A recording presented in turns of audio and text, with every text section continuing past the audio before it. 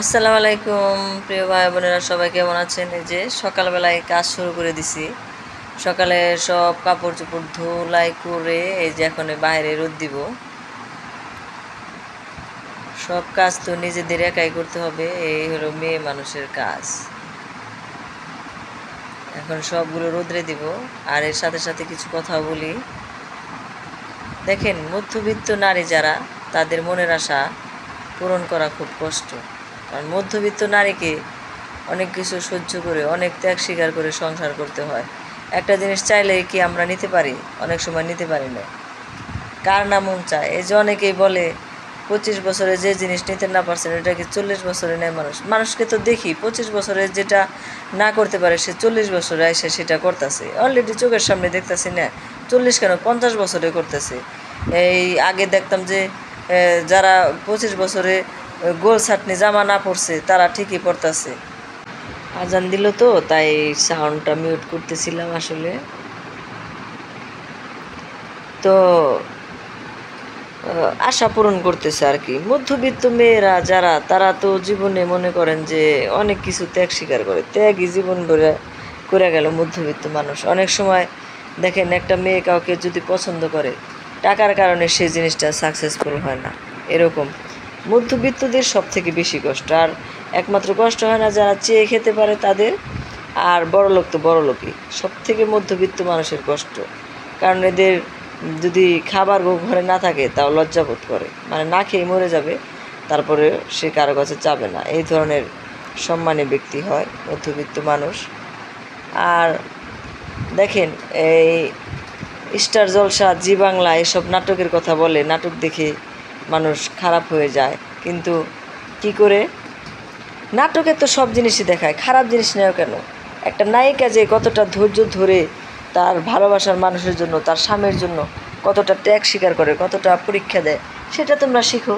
তা না, তোমরা পাখির ড্রেসের লিগে অস্থির হয়ে যাও, তোমরা দামি ড্রেসের লিগে অস্থির হয়ে যাও। আরে বাবা, দামি ড্রেসের লিগে অস্থির হইতে হবে কেন? আগে নিজেকে বুঝতে হবে, জানতে হবে। সামর্থ্যের মধ্যে আমাদের সবসময় সুখ পেতে হবে।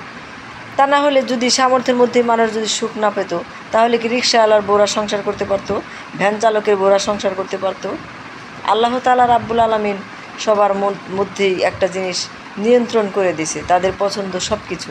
এই যে আমাদের যে চেহারা, আমরা যারা ভিডিও বানাই, আমাদের চেহারা, এখন আমরা বয়স হয়ে গেছি, চেহারায় ছাপ পড়ে গেছে, চেহারা তো ভালো লাগে না, তারপরে নিজের কাছে চেহারা ভালো লাগে, সেই জন্য আমরা ভিডিও করতে পারি। ঠিক আছে, যাদের ফিল্টার আলাদের আসলে ধন্যবাদ, তারা খুব সুন্দর করে আসলে ফিল্টারটা দিউনের কারণে ভিডিও আমরা করতে পারি।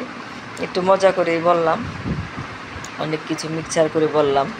হ্যাঁ, কিন্তু এই নিজের চেহারা নিজের কাছে আমাদের দেখে খুব ভালো লাগে। কিন্তু সব থেকে আল্লাহ যে সৃষ্টি করেছেন, এই যে প্রকৃতি কত সুন্দর, আমি সব সময় আকাশের দিকে তাকাই আর প্রকৃতির প্রেমে পড়ে যাই, আর আল্লাহর কথা ভাবি যে আল্লাহ কি সুন্দর করে বানাইছে, এত সুন্দর, এত মুগ্ধতা, কত সুন্দর গাছ, কি সুন্দর করে গাছ হয়, কত সুন্দর আমাদের ছায়া দেয়। এই গাছগুলো যদি না থাকতো তাহলে আমরা মরে যেতাম, কী করে অক্সিজেন পেতাম?